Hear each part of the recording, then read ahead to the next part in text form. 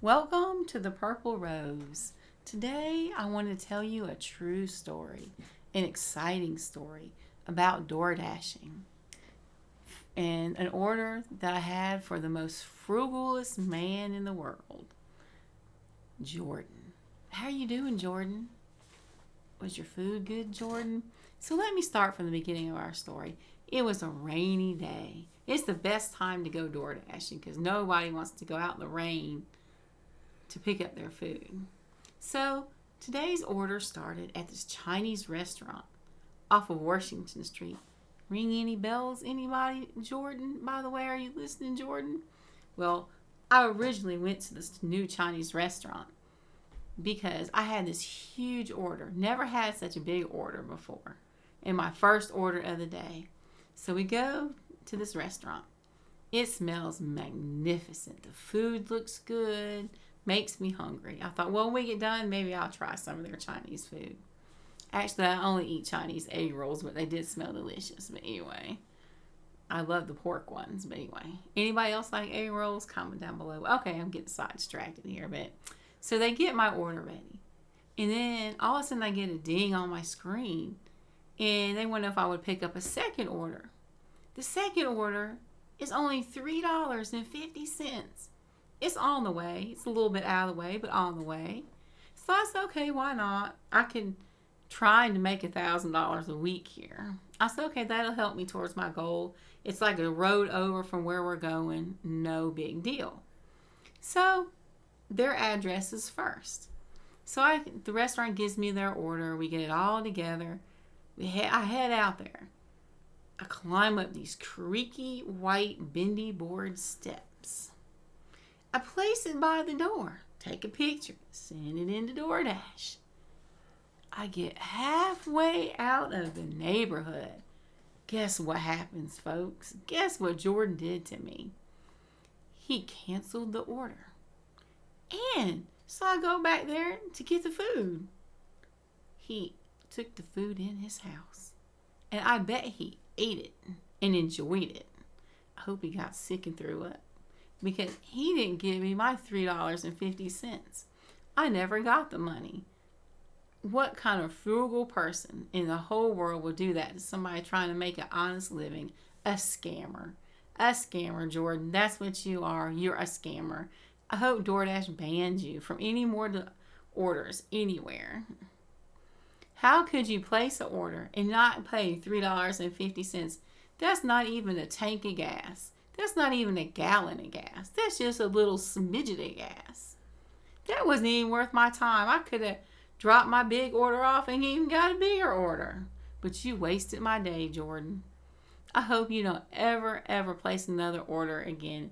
And any drivers that are listening, if anybody wanting to do DoorDash, don't accept a DoorDash order under $6. It is really not worth it because you get people scamming you out of your money. And he got food. And he probably enjoyed it. And then he got it for free. So he probably extra enjoyed it. But anyway, Jordan, I hope you're listening, Jordan. I hope you're listening, and I hope DoorDash bans you because you make me mad because you didn't give me my money. And if you're listening, Jordan, you should pay up and send me my $3.50. For all my gas, my labor walking up your stairs and taking the picture and sending it in. I have proof I delivered it, Jordan. But okay, so I'm done ranting about Jordan. So you guys want to hear my next story? Well, maybe not, Jordan. I'm going to find you one day, Jordan. I want my money. But I'm going to tell you about my second delivery. My second delivery, after we dropped off the food, we had another pickup at this other restaurant. I can't really tell you the name because I ain't trying to give out these people's information. I don't want to be sued or anything, like crazy people do. Anyway, they're supposed to have a duplex, and it was half brick and half stucco. And so the GPS takes me down this crazy road. It's not even a road. It's like maybe a road that wants to be a road. It's not paved. It's gravel. It's hilly. The addresses are similar. And then I see keep out posted signs all over.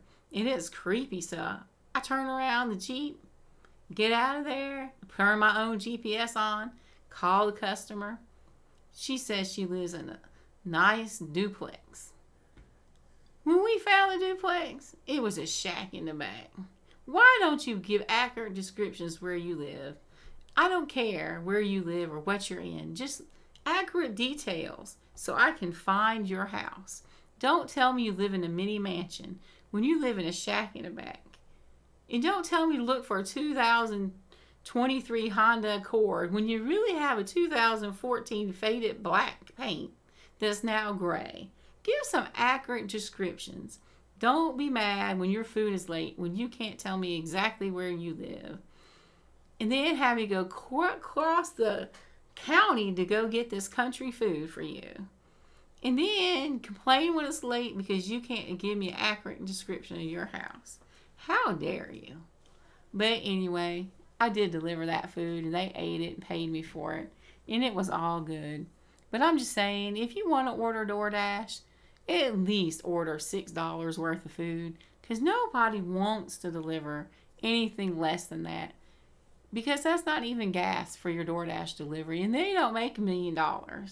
They're not going to be millionaires unless they do 2 or 3 different apps at one time. They're just honest people trying to make an honest living. I know you got your bad apples out there, but the Purple Rose is a good apple.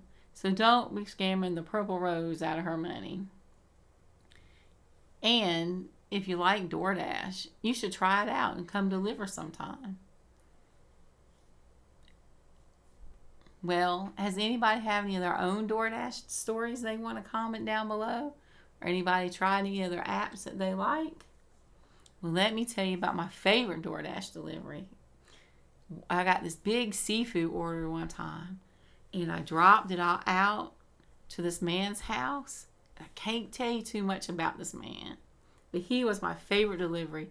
He gave me the biggest tip I have ever received. I was shocked because at the time I delivered it, it didn't say there was a tip, but after I drove off, he gave me the biggest tip in the whole wide world, and it was nice. I'm just so glad that man was kind enough because he didn't want to go pick up his food.